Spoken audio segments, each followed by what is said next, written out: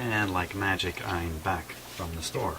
Which I had to run out to the store. Oh, cold. Yes, it's cold because, wow, it's windy outside too. So, minus 10 with strong wind. Holy smokes. By the way, minus 23 is the same as 10 below zero in Fahrenheit. For those of you who are not using the Celsius system. So, gee, I wonder what country that is in the world. What only country in the world?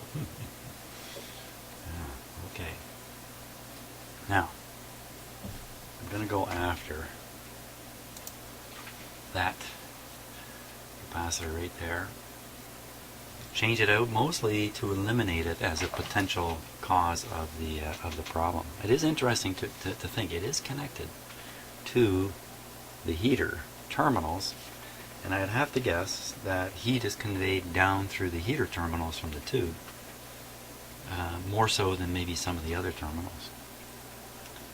So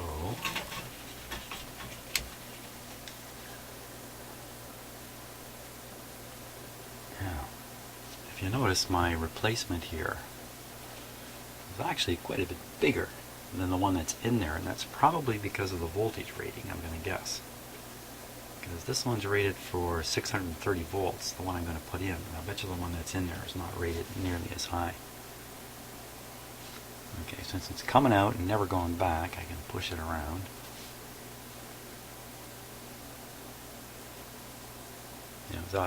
There's never anything obviously wrong with a capacitor like that. Except I did get that zero. No, I didn't get a zero reading. Okay, I'm just kind of replaying history in my head slowly. I thought I had a zero when I didn't. It does look pretty dark, doesn't it? But again, you know, the voltage across that is tiny. The AC voltage, it's just the heater voltage. So, a little hard to see how that could... I'm just going to cut it out of there. So before I do, let me just double check. Pin 9.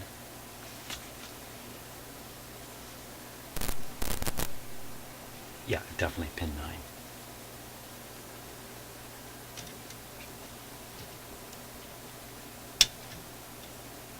Goodbye.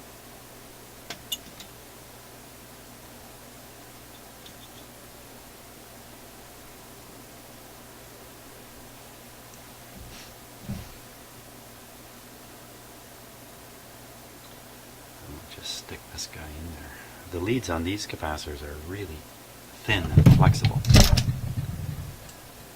And got my camera sitting here right in the way once again.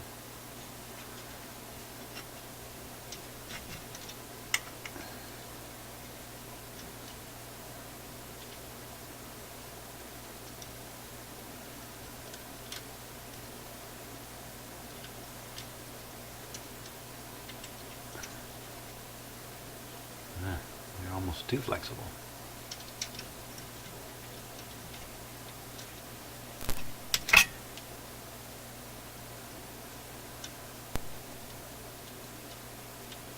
I don't want it tucked up. Well, I can bend it after I put it in. I was going to say I don't want it tucked up close to that coil up here.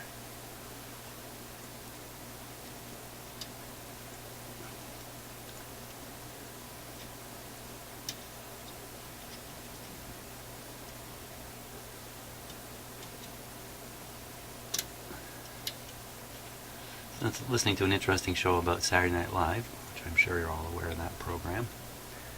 I remember seeing it, I think it was the third episode when I saw it. I was in college. And it had become a big hit with my college buddies.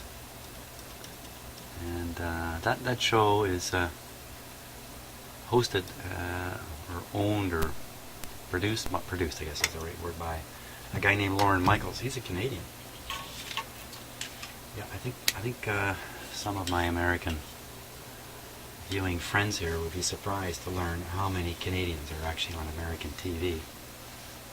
Like Peter Jennings and others. But in any case, he really started up here in Canada with a comedy team. This is going to shock my Canadian viewers. Wayne and Schuster, can you believe it? Wayne and Schuster. Wayne and Schuster was like a comedy institution on the CBC when I was a kid. They did some pretty goofy stuff, and the only way to describe it. Pretty goofy stuff. But like I say, they were an institution for a decade or more. They were the big comedy duo, and turns out Lorne Michaels was very heavily influenced by them. I won't go into all the history because I don't know it. I can't remember it, but it was very interesting when I was listening to it. So I'm really looking forward to seeing the, I think it's the 40th anniversary show on Sunday. Funny they're not doing it on Saturday.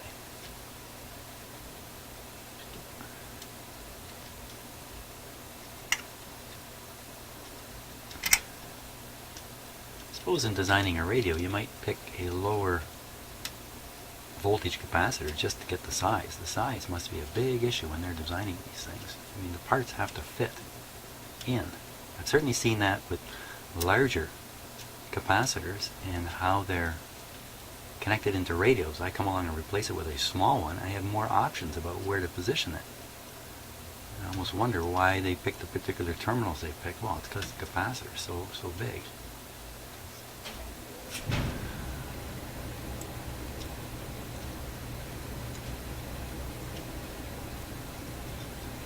Yeah, Wayne and Schuster.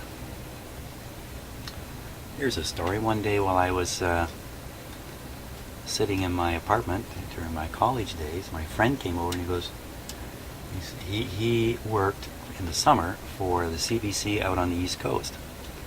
And he said, hey, let's go up to the CBC studio. They were literally a 3-minute walk from where I lived.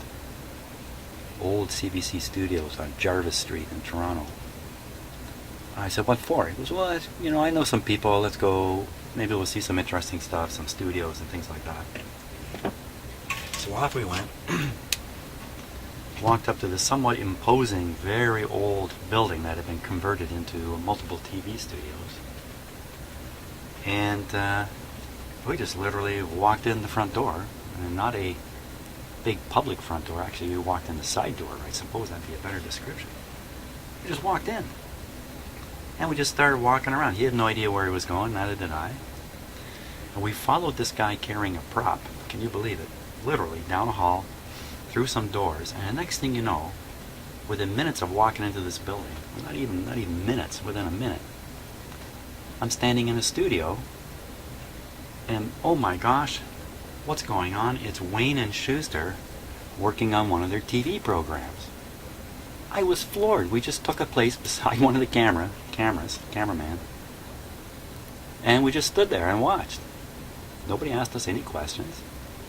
Nobody paid any attention to us, in fact. We're just two, we're probably 19 years old, standing there.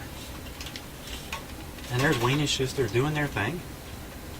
And what they were doing was they were shooting a piece for maybe, I don't know, a minute, 30 seconds, a minute, something like that. Then they were running back, standing right beside us, and looking up at the monitor as it got played back so they could see what it looked like. You know, if they were coming off the way they wanted to. And I'm not kidding you one bit. One of the two of them, I couldn't tell you which one was Wayne and which one was Schuster, turned to us and said, what do you think?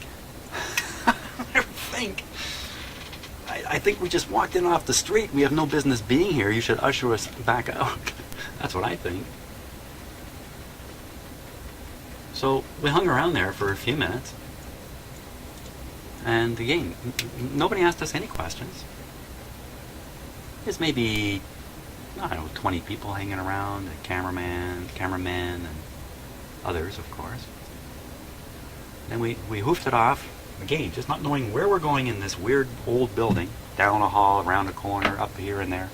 We went past a security guard. He is absolutely uninterested in us whatsoever. I probably got the story a little bit out of order now.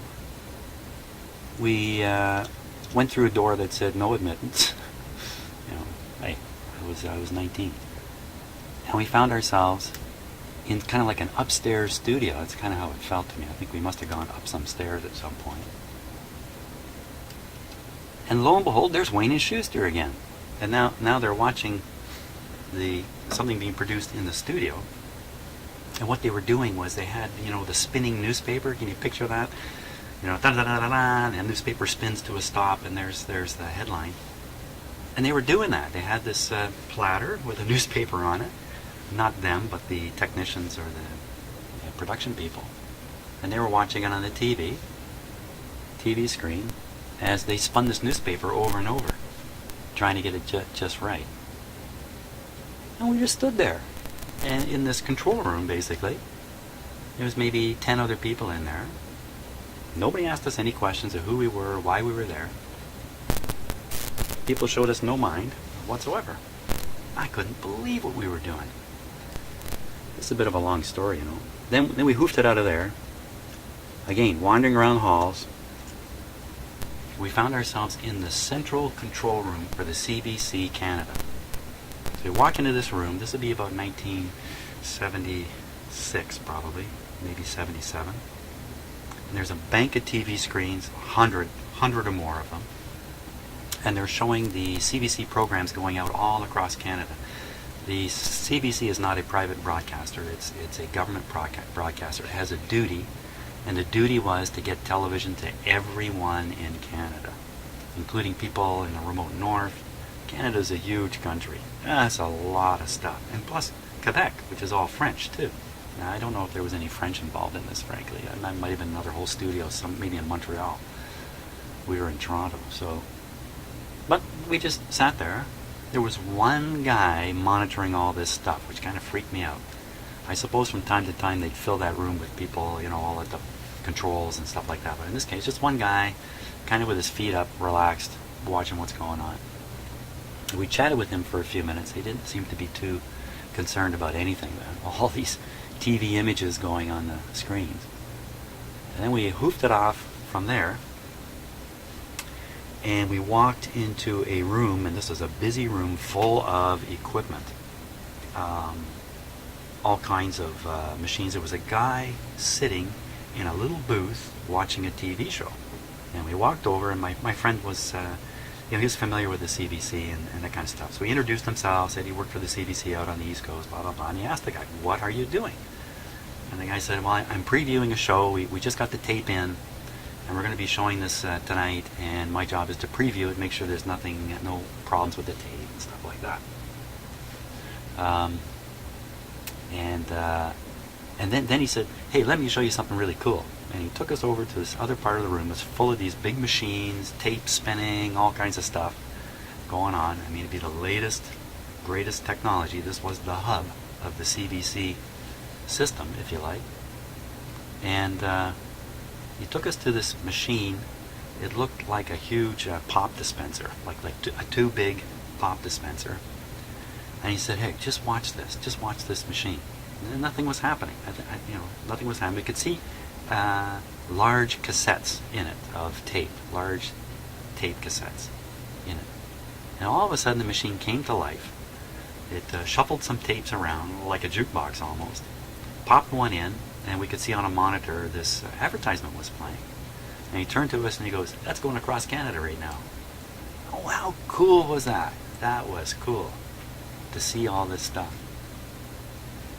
That's about the end of the story. We talked to a few more people here and there about what they were doing and things like that, and we left. We were never once challenged, never once asked who we were. We could roam anywhere in that building because, you know what? Back at that time, that's how things were done. People weren't concerned about bad people coming in. And here's the part that's really hard to grab. Nothing to do with the CBC.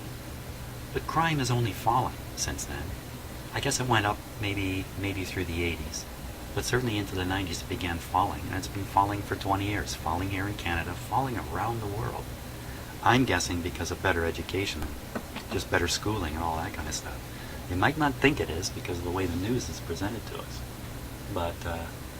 But now, I'm sure if I tried to go into the CBC studios, they're now moved, of course, to a big new building they built in Toronto, right downtown Toronto, and they abandoned that old junk pile building they were in, I'm sure we couldn't get 2 steps before somebody would challenge us.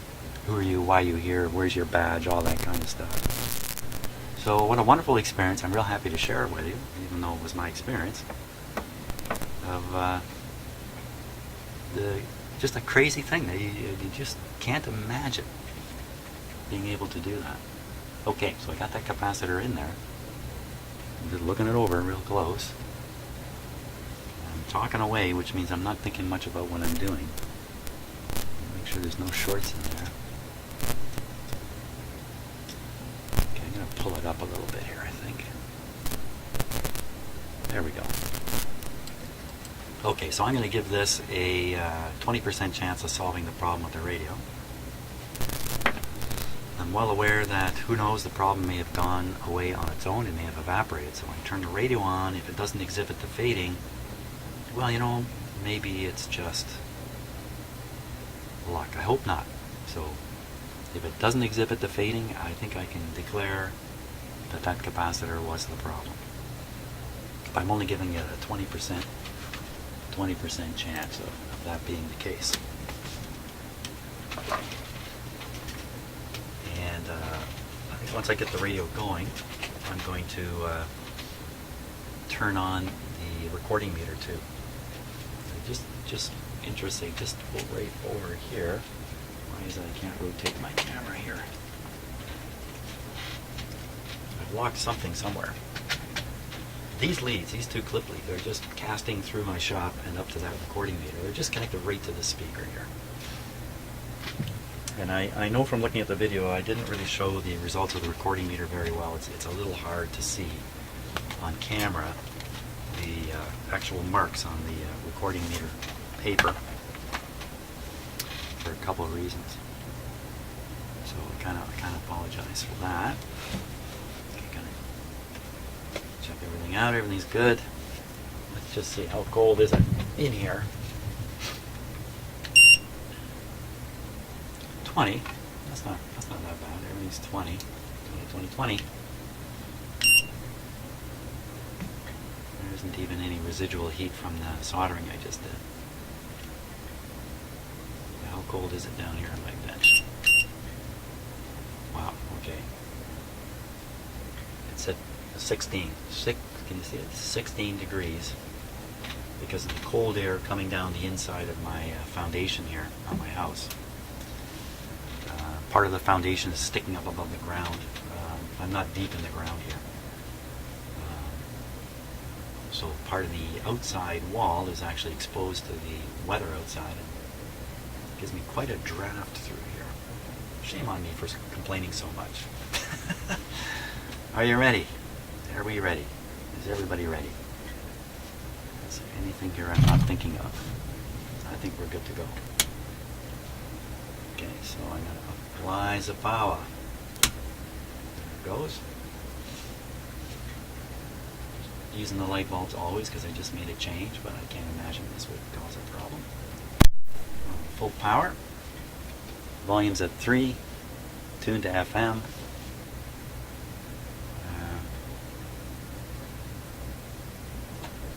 Just let it warm up here.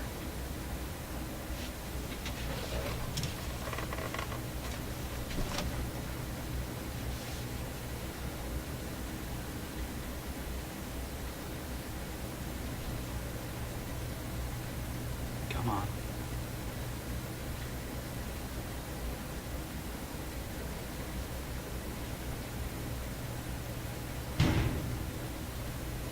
It's just my furnace making that sound. Come on.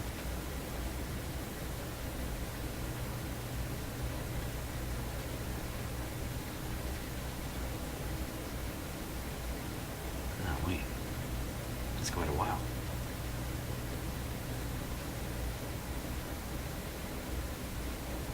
I don't want to do anything, just let it sit here.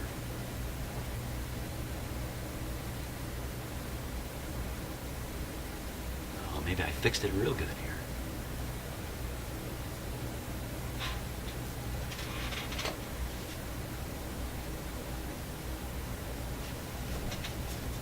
Oh, huh. That won't help. 1 speaker lead had fallen off. Good. Furnace has gone quiet. Well, I think it's just out of tune.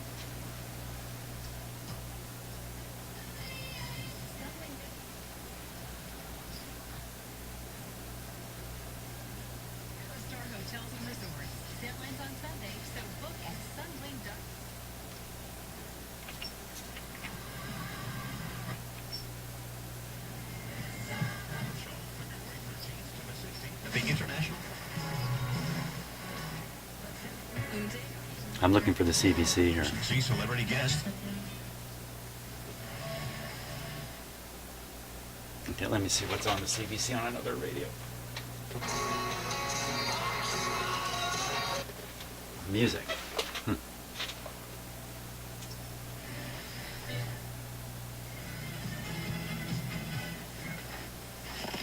And a good game of hockey.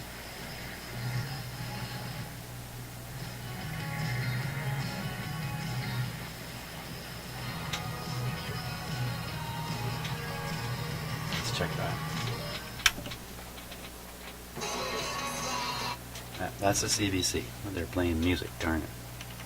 You know what? It seems to be low, because that's the usual volume setting right there. 2.5. It's low. Low, low, low. Oh no, it's low. I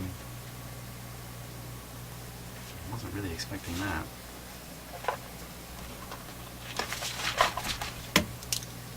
I'm going to put on the recording meter here.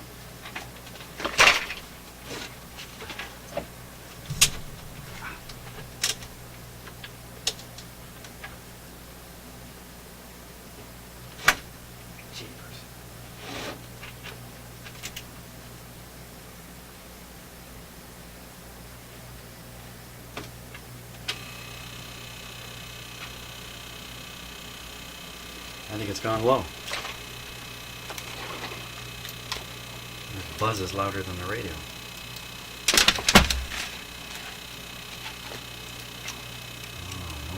Oh.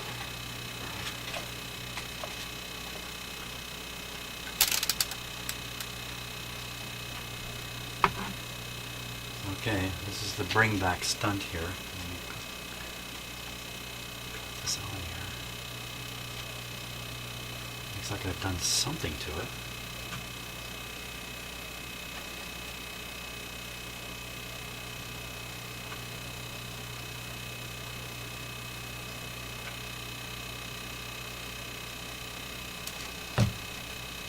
Okay, here we go. Will this, I'm just going to touch that part that brings it back. Huh.